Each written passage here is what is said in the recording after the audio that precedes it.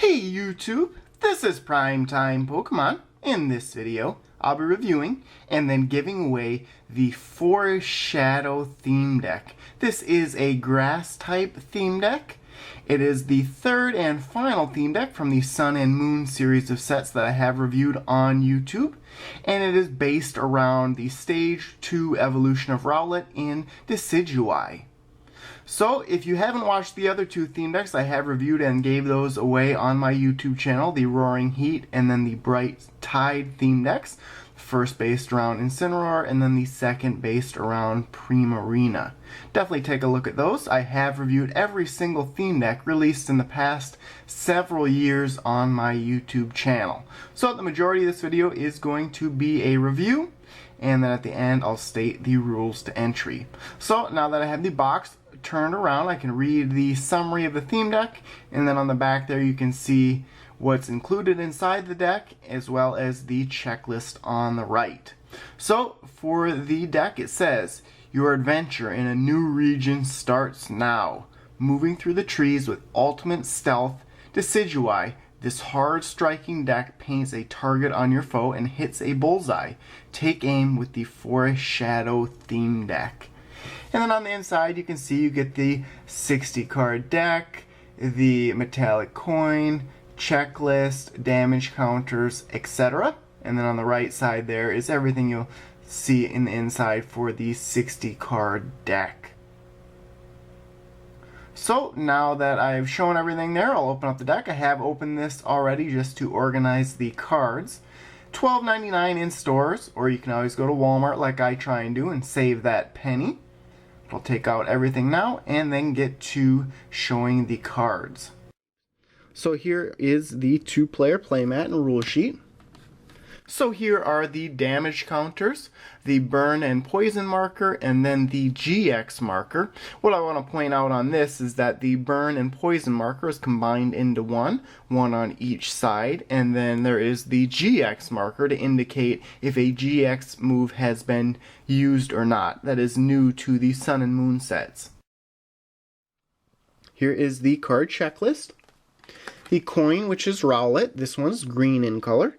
Do like the coins in the Sun and Moon theme decks. Here is the deck box. You can hold all 60 cards in here. Only 59 in here because of that holofoil card in the preview window. Here's the online TCG code card. Whoever wins the deck will also receive that code card. And then here is the Decidueye holo card, of course the card that was in the preview window.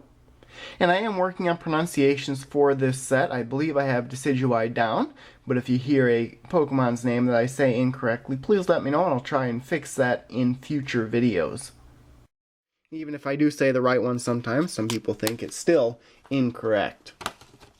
So now I'll go through all of the cards in the deck, and the first two theme decks from Sun and Moon, I was a fan of both of them. I think I gave the Roaring Heat theme deck a 4 out of 5 rating, the Bright Tide theme deck a 3.5 out of 5 rating, so both above average. We'll see if this deck, the Forest Shadow deck, compares similarly to those other decks. So first off is a 3-2-2 line of Rowlet, Dartrix, and Decidueye.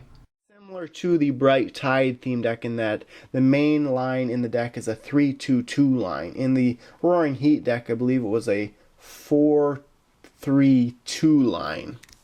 So Rowlet, of course, the grass type starter for the 7th generation of Pokemon, the Alola region. 60 HP. What I've found with the Sun and Moon cards so far is that they are average to above average HP overall. 2 moves on this card, Tackle and Leafage, so this makes this card a solid starter type Pokemon. You can attack right away the first turn and do 10 damage, or if you can't evolve Rowlet the second turn, you can always use Leafage and do 20 damage. So a solid card overall, like I said, 3 Rowlets. Then we have 2 Dartrix. 80 HP, so just as I said that I've liked that these Sun and Moon cards are above average or average HP, you go to a below average HP for a stage 1, but sometimes grass type cards are below average HP. 2 moves on this card, which is good, Sharp Blade Quill and then Leaf Blade. Sharp Blade Quill does 20 damage to one of your opponent's Pokemon. I like that it says one of your opponents, not one of your opponents benched. So that means that you can either attack the defending Pokemon or a bench Pokemon. And then Leaf Blade for 3 energy cards does 50 damage. Plus, if you get a heads when you flip a coin, does 20 more damage for a total of 70 damage. So Leaf Blade is a good move, especially if you use a Trick Coin Trainer with this card. But with only 80 HP, I'd probably rather keep this card on the bench. I'd rather do Rowlet and active Pokemon to start, or set up the entire line on the bench until you get to Decidueye. So up next, one Decidueye card here. Of course, the second is the hollow one I showed earlier. And Leaf Blade and Brave Bird are the 2 moves. 140 HP, so a little bit lower HP on this stage too. Leaf Blade does 30 damage plus 30 more damage if you get a heads when you flip a coin. And then Brave Bird does 120 damage for 3 energy cards. However, it does do 20 damage to itself. So that's a little bit concerning considering this card doesn't have that high of HP to begin with. Okay, next up is Morlul and Shiinotic, a 2-1 line. Flickering Spores and Ram are the 2 moves on this card. A good HP, and then 2 moves that require 1 energy card each. Flickering Spores puts the defending Pokemon to sleep, and then Ram does 10 damage. So this is a useful starter type Pokemon. Even could be useful later in games by putting the defending Pokemon to sleep. So not a bad card there. And then Shiinotic, another new 7th generation Pokemon. This one is the first card to have an ability. Shiinotic has 100 HP, and then Illuminate is its ability. It says once during your turn, you may search your deck for a grass-type Pokemon, reveal it, and put it into your hand. So this is a useful ability to use from the bench. And then Flickering Spores, same exact move as Morlul had, except for this one does damage and puts the defending Pokemon to sleep. So I like that pattern that we've seen, putting the defending Pokemon to sleep. And then this one can be used from the bench as well. So next up here, there is a 2-1 line of Paris and Parasect. A fair amount of damage that Scratch does for 2 energy cards. Does do 30 damage. 60 HP on here, so another solid HP for a card. Just a little bit slower on the attack. Okay, next up is Parasect, Stage 1 Evolution of Paris. 110 HP, so a good HP for Stage 1. Fury Cutter and Mushroom Drain are the 2 moves it has. For 2 colorless energy cards, Fury Cutter does 10 damage, plus when you flip 3 coins, if one of them is heads, this attack does 20 more damage. If 2 of them are heads, this attack does 60 more damage. And if all 3 of them are heads, this attack does 120 more damage. So potentially, if you modify this deck to have 4 double colorless energy cards, for 1 of those energy cards, it could do 130 damage. And then Mushroom Drain for 3 energy cards does 70 damage, plus it heals 30 damage from this Pokemon. So I like Parasect quite well.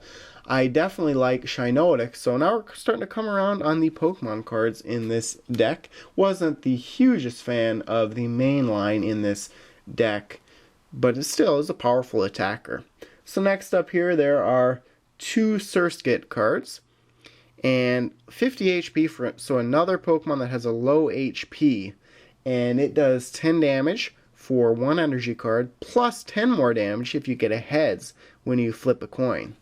So a useful basic Pokemon, just wish it had a little bit higher of HP. That's something that I'm keep saying over and over with this deck so far. So next up, there are 2 Fomantis cards, solid HP of 60, and then it has 2 moves, Synthesis and Leafage. Synthesis allows you to search your deck for a grass energy card and attach it to one of your Pokemon, then shuffle your deck. Be much more useful in an ability. And then Leafage for 2 energy cards does 20 damage. I could see using this card at the beginning of the game while your opponent is still setting up their Pokemon, and this helps you quickly attach more than 1 energy card to a Pokemon per turn. Okay, next up here is Pinsir. 2 of these. I like to see a first generation Pokemon in this deck. 110 HP, so a solid HP again for a basic. 2 moves on this card, both require 2 energy cards. There's Roof Fling and Guillotine. Roof Fling says to flip a coin. If heads, put your opponent's active Pokemon and all cards attached to it into your opponent's hand. So, if your opponent has a Stage 2 Pokemon in play or a Mega EX in play, Roof Fling would be a very useful move. And then Guillotine is a good attacking move, doing 50 damage for 2 energy cards. So potentially, you could use Guillotine as the attack move, and then Roof Fling, save it on the bench, and if you see your opponent get one of their Pokemon that has been set up for quite a while into the active Pokemon spot, you can move Pinsir into the active Pokemon spot right away and use Roof Fling. Okay, now we're on to the final grass-type Pokemon in this deck, Bounsweet. 2 of them, so 60 HP. 2 moves on this card, Sweet Scent and Splash. Sweet Scent says to heal 30 damage from one of your Pokemon, so that is useful. Like I said, a lot of Pokemon in this deck have below average HP. This will help with their HP. Of course, if you're facing a powerful attacker, it won't help, but if you're facing an attack that does 60, 70 damage a turn, this will greatly help. And then Splash does 10 damage for 1 energy card. So that is all for the grass type Pokemon. Now there's a few colorless type Pokemon in this deck, starting off with a 2-2 line of Pikipek and Trumbeak. So again, another low HP Pokemon in Pikipek. Only 1 move called Rock Smash, which does 10 damage plus 10 more damage for a total of 20 if you get a heads when you flip a coin, all for 1 colorless energy card. And then Trumbeak, for 1 colorless energy card, Bullet Seed, does 20 damage times the number of heads you get when you flip 4 coins. Again, a low HP on Trumbeak. Not a huge fan of this line. They can do a fair amount of damage, but like we've seen throughout this deck, a lot of Pokemon that can do a fair amount of damage have pretty low HP and really risk the danger of getting knocked out very quickly or in 1 move. So, next up here for a colorless type Pokemon is Spinda, and there are 2 Spinda cards in this deck, a good HP of 80 for a basic, and Teeter Punch is its only move, and it confuses the defending Pokemon plus does 30 damage. So pretty amazing starter type Pokemon. I could easily see you using 4 of these in a deck and taking out that Pikipek Trumbeak line, no problem. So I like that card quite well. And then Kangaskhan is the final Pokemon in this deck. 130 HP, so an excellent HP for a basic Pokemon. Crosscut and Hurricane Punch are the 2 moves on this card. Crosscut, for 1 colorless energy card, does 30 damage. And it says if your opponent's active Pokemon is an evolution Pokemon, this attack does 30 more damage. And then Hurricane Punch, for 4 colorless energy cards, or 2 double colorless, does 50 damage times the number of heads you get when you flipped 4 coins. So you definitely want to use a trick coin trainer, or really anything that will give you a better chance at flipping a heads. You can definitely do some major damage with this card. So that's all for the Pokemon from this deck. Overall, compared to the other 2 theme decks from Sun and Moon, I would say this one has the worst of all of the Pokemon. Like I had mentioned several times, a lot of the Pokemon are weak HP wise. Some of them do a good amount of damage, but unless you can figure out a way to increase their HP, I'd probably gravitate towards one of the 2 other Sun and Moon theme decks over this one. While this deck still has some potential, and with some modifications, it could be a solid deck overall. So now we're on to the trainer and supporter cards, very similar to the other 2 Sun and Moon theme decks. So first card here is a Big Malasada card, and this trainer card heals 20 damage and removes a special condition from one of your active Pokemon. Then there's an energy retrieval. I really like this trainer card. It allows you to put 2 basic energy cards from your discard pile back into your hand. Just one of these. And then there's 2 Hau supporter cards. It allows you to draw 3 cards. Always important to have a lot of options every single turn, and having more cards in your hand will help that. Lily supporter, just one of these, and allows you to draw cards until you have 6 cards in your hand, or if it's your first turn, you can draw cards until you have 8 cards in your hand. Of course, when using this card, you want to use all the cards you can in your hand first, then play this card to allow you to draw more cards into your hand. Then Nest Ball, there are 2 of these. It allows you to search your deck for a basic Pokemon and put it into your bench. A good way to get basic Pokemon onto your bench so that you don't lose a game, and a good way to get a Pokemon that you want into play right away. So I like the Nest Ball trainer quite well. The next trainer that I'll talk about is the Potion Trainer. Just one of these, really a staple of almost all theme decks. It heals 30 damage from one of your Pokemon. Next up here is Professor Kukui. Just one of these, and it allows you to draw 2 cards, and it increases your Pokemon's attacks during the turn you use this card by 20.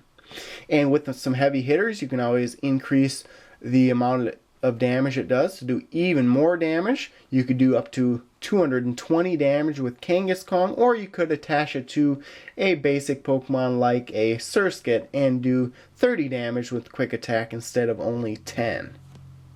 Then there are 2 Timer Ball trainer cards in this deck, and this is very similar to the Nest Ball trainer, where this one's geared towards evolution Pokemon. It says flip 2 coins for each heads, search your deck for an evolution Pokemon, reveal it, and put it into your hand.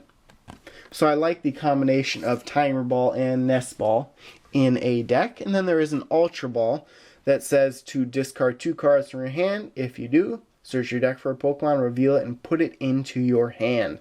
If you're using a GX card, or a lot of Stage 2 cards, this would be very useful. And a way that you should use this card is you could discard 2 energy cards, get the Pokemon you want, then use the energy retrieval trainer and get those 2 energy cards back into your hand. So that is all of the trainer and supporter cards. Like all the other theme decks, I do like the variety of trainer cards in this theme deck. It really gives you all different angles. It removes special conditions, heals damage, increases attacks, gets you Pokemon, and gets you energy cards. So happy overall with the trainer cards in this deck. And since this is just a one type of Pokemon deck outside of the colorless, just the grass type deck, this deck has 20 grass type energy cards. And not a huge fan of just a single type deck, but they can be effective out there. So overall, I would say this is an average deck still compared to the other 2 Sun and Moon theme decks, Bright Tide and Roaring Heat. I like both of those a little bit better, but still, this isn't a bad option. And if you are looking for a theme deck out there and a fan of grass type Pokemon, go for it. With some modifications, this deck can be solid overall. Like I said, not a below average deck by any means, just a little bit weaker Pokemon overall compared to the other 2 Sun and Moon theme decks. So there you go, there is the review portion of this video. Now on to the giveaway. Giveaway is pretty easy, and this giveaway will run until the end of March. So March 31st at approximately 7 p.m. Central Time, I'll be private messaging the winner of this giveaway. To be eligible for this giveaway, I'm giving away the entire theme deck and everything inside of the theme deck box. All you have to do is you have to subscribe to my YouTube channel, like this video, and then in the comment section of this video, state which Sun and Moon theme deck is your favorite.